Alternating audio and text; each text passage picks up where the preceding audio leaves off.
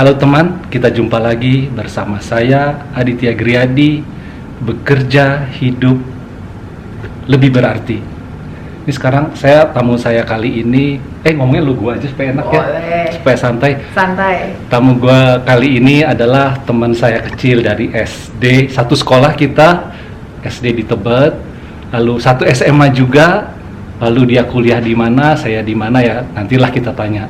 Teman ini kita namanya, panggilannya Mary. Sekarang Mary apa nama keluarga? Sarosa. Mary Sarosa.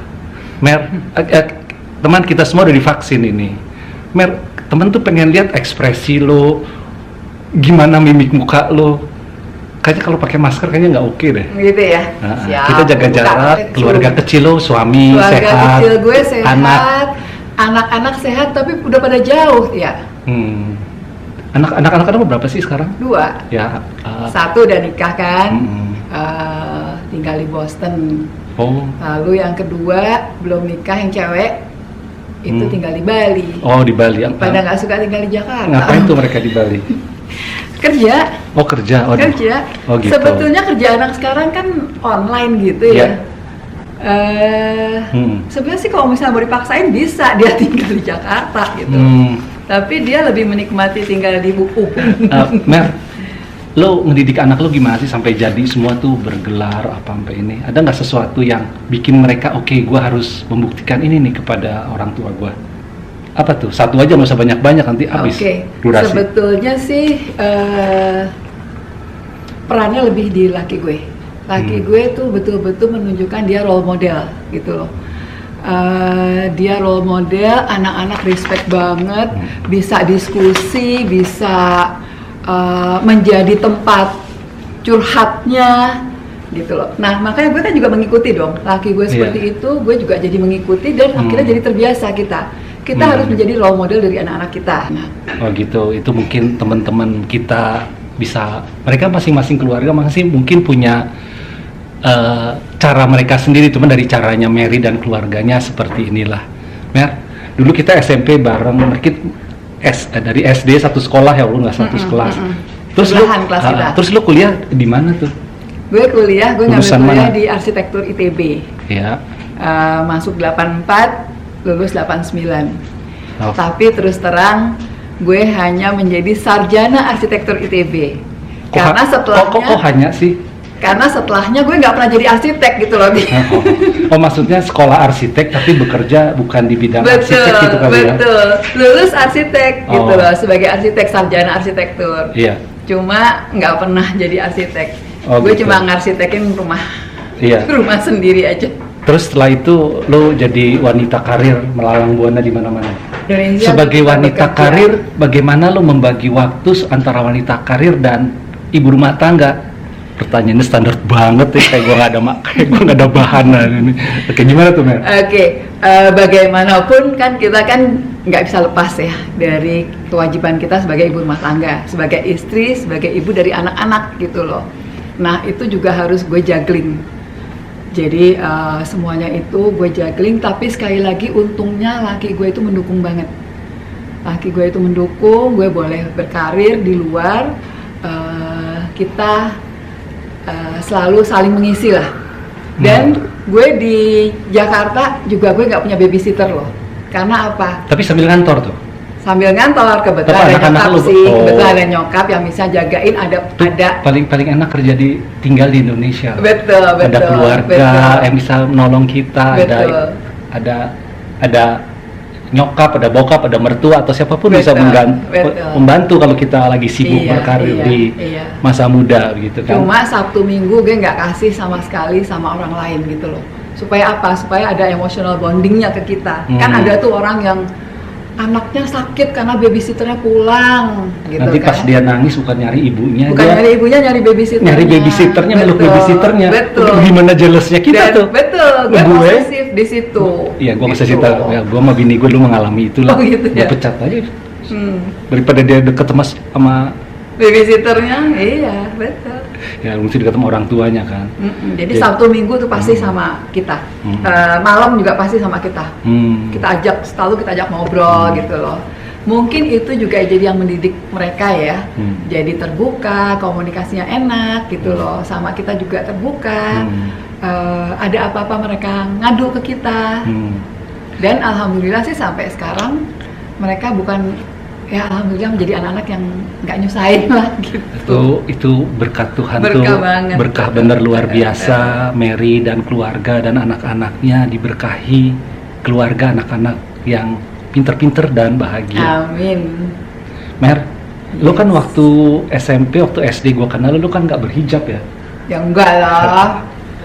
Gimana sih itu ceritanya, bisa nggak nih untuk share Okay. aja untuk teman-teman kita yang kenal atau yang nggak kenal juga nonton kita juga bisa. Jadi denger. gue naik haji tuh 2018, baru banget ya. 2018 gue naik haji. Teman-teman pada bilang, Mer, ntar di pesawat lo tinggal buka aja tuh kerudung lo, hijab lo gitu loh, nggak apa-apa kok gitu kan ya. Tapi gue pikir, kayaknya enggak deh. Gue mau ikutin paling tidak sampai 40 hari kan, katanya bagus kayak gitu sampai 40 hari gitu loh. Tapi kok setelah 40 hari kok kayak sayang gitu loh gue lepas. Gue pikir ya usia juga udah di atas 50, gue juga berkah banget ya dikasih kesempatan sama Allah untuk gue bisa berhaji gitu loh. Ya akhirnya sampai sekarang nggak lepas. Dan gue menikmati sekali. Mungkin itu juga perjalanan spiritual gue yang semakin mendekatkan diri kepada Allah ya, bukan karena dari sisi hijabnya aja, tapi juga dari sisi hal-hal lain juga gue banyak belajar gitu loh.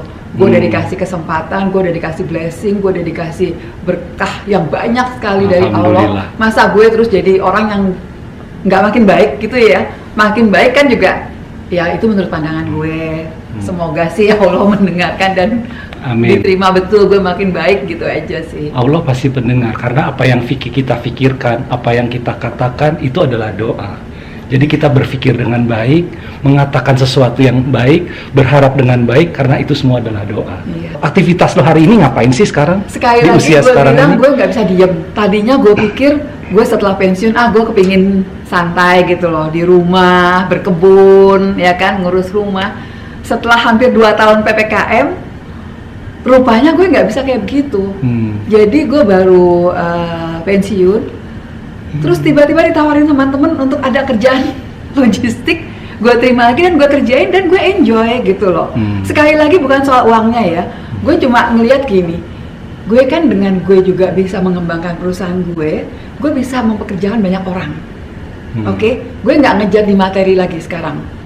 Terus terang enggak sama sekali, tapi gue berharap perusahaan gue bisa maju, bisa menjadi ladang pekerjaan bagi banyak orang. Gitu loh, kayak begitu. Karena gue bukan siapa-siapa, gue bukan orang pemerintah yang bisa untuk kebijakan, untuk apa gitu loh. Gue bukan pengusaha yang besar yang bisa ribuan orang, tapi paling tidak dari yang kecil ini gue bisa mengembangkan.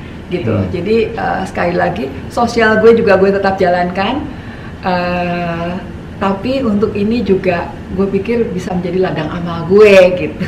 Amin. Insya Allah seperti itu. Iya.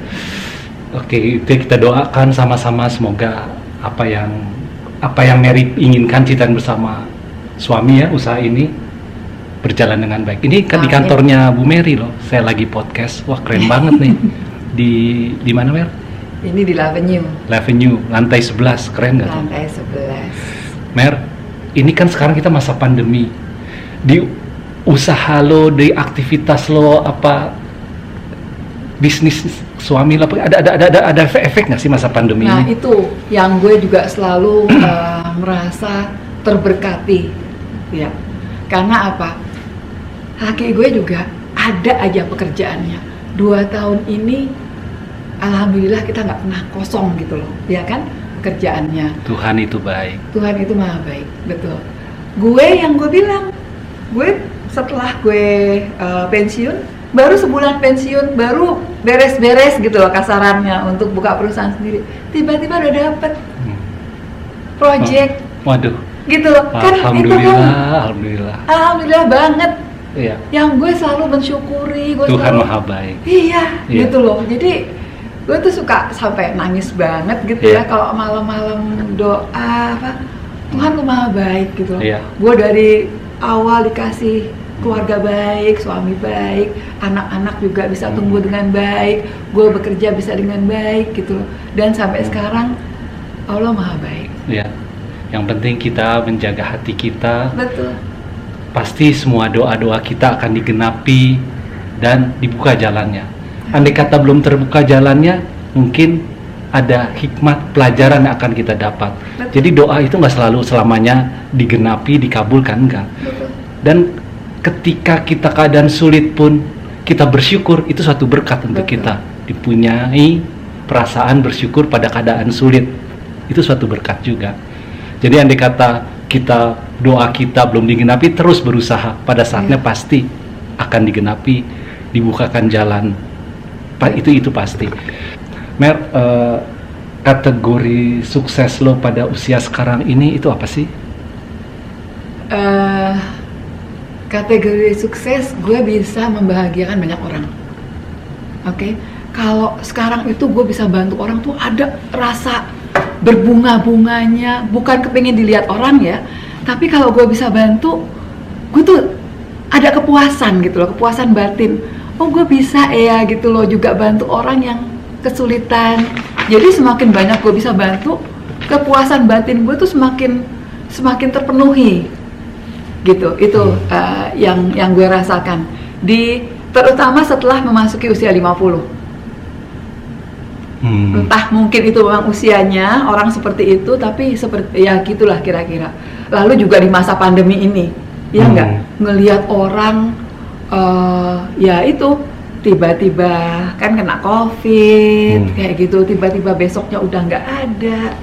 Iya, memang pandemi ini membuat pengalaman hidup semua orang pribadi masing-masing. Ada orang yang kehilangan income, betul, atau ada orang yang kehilangan pekerjaan sama sekali, atau ada yang kehilangan keluarga, kehilangan teman, tidak bisa bertemu anaknya karena jauh, dan atau kehilangan orang tua. Itu memberi pengalaman hidup, pengalaman rohani pada masing-masing orang. Itu sangat dahsyat sekali sebenarnya masa pandemi ini. Tapi apapun itu kita harus lewati, kita jalani dengan ikhlas. Pasti semua kesulitan ini akan menjadi jelas pada akhirnya sesuai waktu dia sebenarnya. Iya, akan lebih jelas. Betul. Pada akhirnya ini loh maksudnya keadaan sulit ini. Oke, Mer, ada nggak pengalaman hidup lo atau pengalaman iman lo yang paling dahsyat yang membuat lo berubah? Oh, gue sekarang harus begini nih, yang paling berkesan dalam hidup lo. Pengalaman iman gue ya itu yang seperti tadi gue bilang, gue tuh selalu dapat blessing dari Allah gitu loh. Gue nggak pernah merasa gue dapat cobaan. Kalaupun itu cobaan, pasti yang terbaik dari Allah, betul nggak? Jadi gue selalu menjalaninya seperti menjalani ya dengan dijalani semuanya. Tapi juga bukannya berarti kita, kan orang selalu bilang gini, lo jalanin aja, udah kayak air gitu kan, jalanin. Gue menjalani hidup seperti itu, tapi bukan berarti gue nggak komit. Kalau gitu loh, gue harus melakukan selalu yang terbaik. Menjalankan hidup seperti air, kalau kata motivator ya, kadang-kadang kata-kata motivator itu berlawanan dengan apa kata yang ada di kitab suci. Mengalirlah seperti air. Orang motivator bilang air tuh mengalirnya ke bawah, lo mesti cari air yang mengalirnya ke atas supaya kita sukses terus. Itu kalau kata-kata dari motivator tuh. Tapi nggak apa-apa lah, semua orang kan mempunyai pandangan yang berbeda. Mungkin pada saatnya mereka, gue harus naik ke atas. Mungkin pada saat usianya, energi kita udah berkurang, kategori sukses kita udah beda. Nggak apa-apa mengalir ke bawah, yang penting hidup kita penuh berkat dan dikaruniai Tuhan Yang Maha Esa. Mer, gue kalau ngomong lama-lama mungkin teman-teman juga udah bosen kan ya. Mendingan kita ketemu langsung, nanti kita ngobrol-ngobrol lagi. Nanti saya akan temuin teman-teman kita lagi. Mer, gua closing dulu ya. Siap. Teman, demikian obrolan short saya kali ini bersama teman kita Mary Saroso. Semoga apa yang obrolan kita ini bermanfaat dan bermakna, dan ada inspirasi yang bisa kita tangkap untuk teman-teman atau orang-orang yang nggak kenal kita melihat podcast ini. Sekian Mer ya. Sampai jumpa di episode selanjutnya. Salam.